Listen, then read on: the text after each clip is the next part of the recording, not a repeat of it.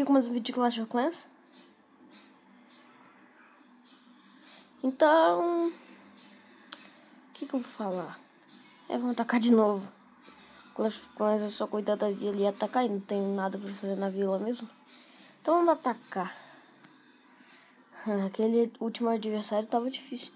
Ah não, esse adversário é uma merda. Nossa, velho, esse carinha é ruim, hein? Esse carinha não pensar, não.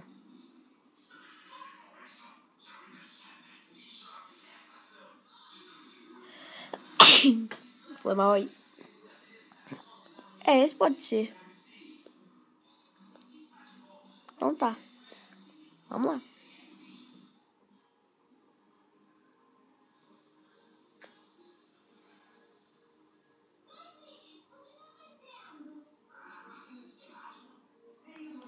Pronto, agora é só aguardar.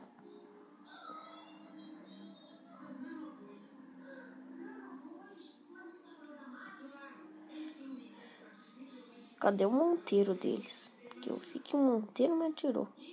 Ah, tá aqui. Tomara que eles tirem logo esse Monteiro no meu caminho. Aí, beleza. Vai, eu fiz 21 de dano. Eu preciso ganhar.